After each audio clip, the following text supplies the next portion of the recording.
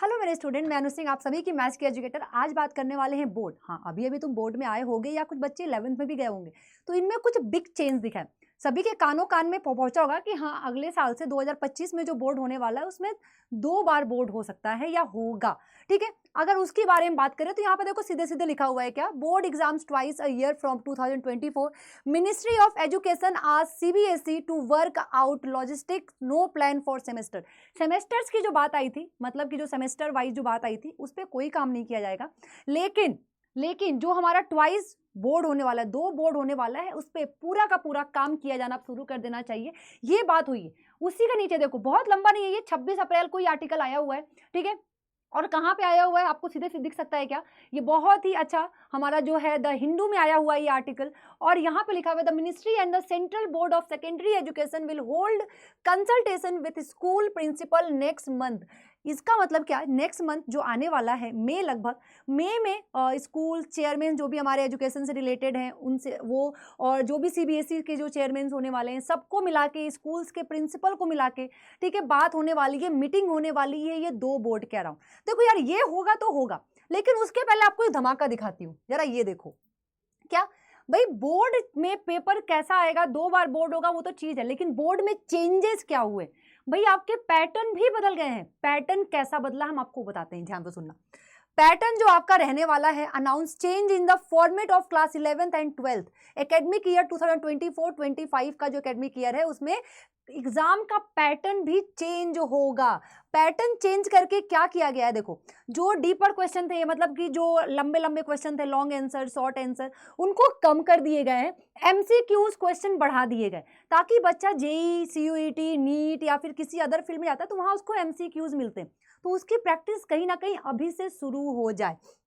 ठीक है, अगर मैं बताऊं क्या क्या चेंजेस है, आप देख सकते हो क्या होता है। मोर कॉम्पिटेंसी बेस्ड क्वेश्चन होता है, MCQs का होता है, और लेस इम्फेसिस और ट्रेडिशनल आंसर टाइप का होता है। यही कम कर दिया गया। ये देखो, पूरा का पूरा नोटिस जारी हुआ है, और 3 अप्रैल को ये नोटिस जारी हुआ है। और साथ में आप देख सकते हो क्या कि कौन कौन सा, अगर 9th-10th की बात करें तो पहले ये क्वेश्चन था।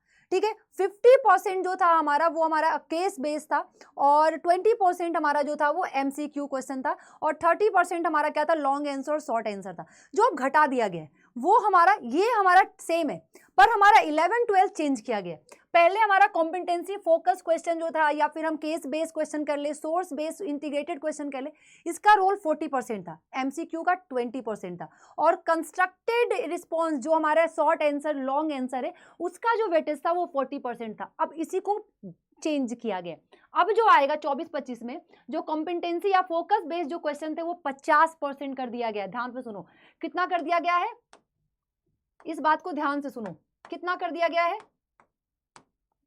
40 से 50%। 40% था, अब 50% कर दिया गया। ये 20% था, MCQ 20% है, अभी भी 20% है। ये पहले 40 था, long answer, short answer 40 marks के आते थे, 40% के, सॉरी 40% था उसका रोल। अब वो 40% 30% में कन्वर्ट कर दिया गया। मतलब कि आपके करियर पे पूरा ध्यान दिया जा रहा है अब, कि आपका माइंडसेट शुरू से ही कैसा बनाया जाए। पहले तो हम सब्जेक्टिव लिख लिख के मार्क्स लाते थे। ठीक है, अब आपको MCQs और आपको केस बेस पे ही मार्क्स ज्यादा मिलने वाले हैं, क्योंकि उसके क्वेश्चन ज्यादा दिखेंगे आपके एग्जाम में। तो बी प्रिपेयर, अभी से प्रिपेयर हो जाओ इस चीज के लिए। अभी से दिमाग में इस चीज को डाल लो कि हाँ, ऐसा पेपर होगा, पेपर का पैटर्न अब चेंज हो जाएगा।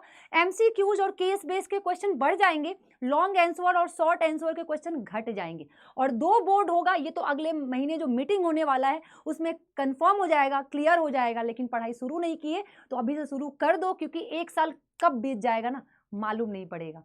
थैंक यू सो मच, तुम सभी अपना ख्याल रखो, मिलते हैं फिर कभी।